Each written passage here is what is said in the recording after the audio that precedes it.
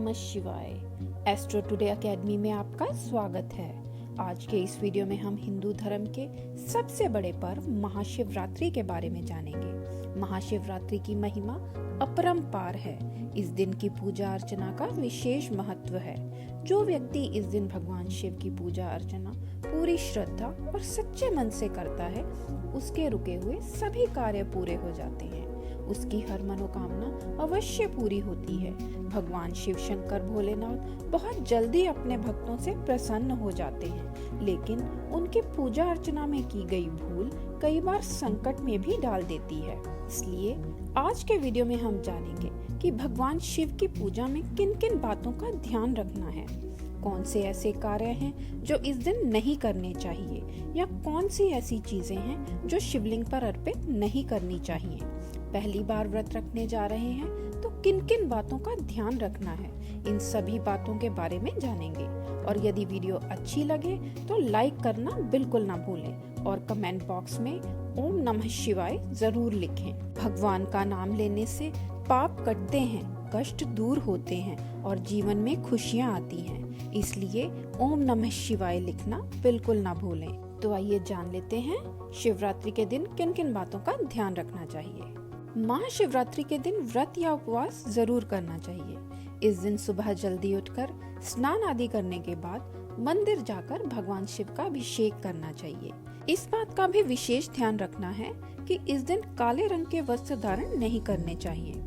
घर में किसी भी तरह की पूजा हो या मांगलिक कार्य कर रहे हों, काले रंग के वस्त्र नहीं पहनने चाहिए। जो लोग किसी कारणवश शिवरात्रि का व्रत नहीं रख पाते, उन्हें सुबह स्नान आदि करने के बाद भगवान शिव की पूजा अर्चना करके ही भोजन ग्रहण करना चाहिए। इसके साथ ही चाहे इस दिन व्रत रखें या नहीं, घर में सात्विक भोजन ही बनाएं। जो भी शिव भक्त महाशिवरात्रि का व्रत करना चाहते हैं या पहली बार व्रत रखने जा रहे हैं, तो ये जानना बहुत जरूरी है कि उनके लिए व्रत के नियम एक दिन पहले से ही शुरू हो जाते हैं। यदि विवाहित हैं तो व्रत के एक दिन पहले से ही ब्रह्मचर्य का पालन करना चाहिए।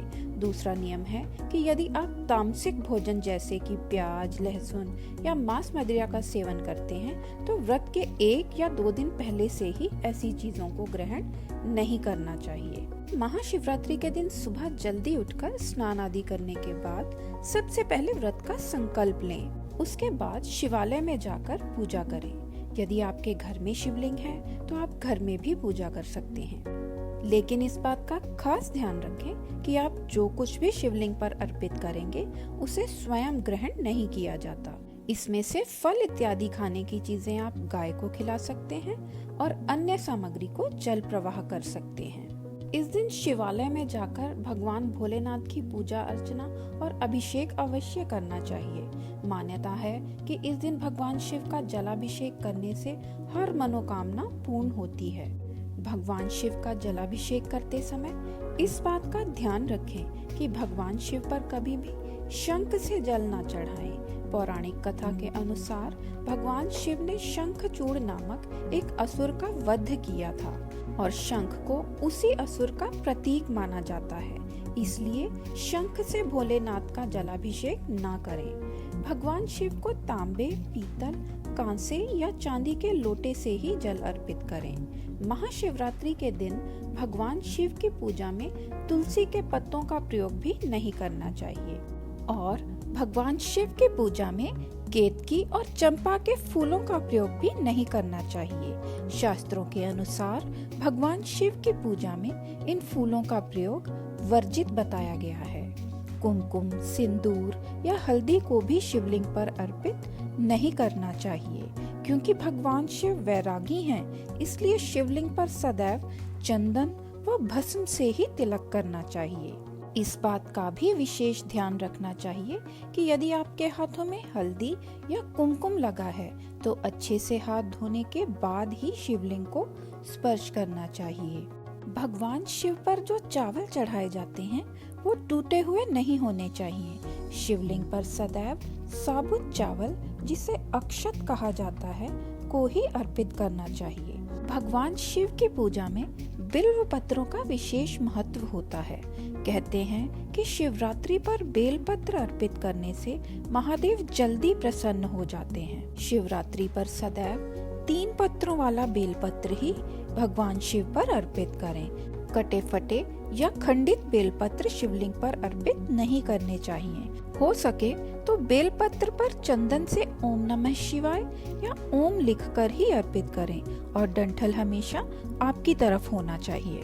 वीडियो में अब तक हमने जाना कि शिव जी की पूजा करते समय किन किन बातों का ध्यान रखना चाहिए। आइए अब हम जान लेते हैं कि शिवलिंग की पूजा करते समय क्या करना चाहिए। शिवरात्रि के दिन शिवलिंग की पूजा में सबसे पहले पंचामृत चढ़ाना चाहिए। पंचामृत यानी दूध, दही, गंगाजल, शहद और घी का बना मिश्रण। इसे शिवलिंग पर अर्पित करने के बाद शुद्ध जल से शिवलिंग का अभिषेक करें और उसके बाद भगवान भोलेनाथ का श्रृंगार करना चाहिए। भोलेनाथ को चंदन का तिलक करना चाहिए और सच्चे मन से बेलपत्र, दुर्वा घास, शमी के पत्तों से भगवान भोलेनाथ की पूरी श्रद्धा से पूजा अर्चना करनी चाहिए और ओम नमः शिवाय का निरंतर जाप करना चाहिए। भोलेनाथ पर फल, फूल और नैवेद्य अर्पित करने के बाद भगवान शंकर की आरती करें और भगवान की अर्ध परिक्रमा जरूर करें और कुछ देर शिवालय में ही बैठकर ओम नमः शिवाय का जाप जरूर करना है। इसके बाद घर जाकर आप अपने द्वारा लिए हुए संकल्प के अनुसार दूध या फलाहार इत्यादि ले सकते हैं और विधि विधान से अपने व्रत का पालन करते हुए अगले दिन स्नान आदि के बाद भगवान शिव की पूजा करने के बाद ही अपना व्रत खोलें।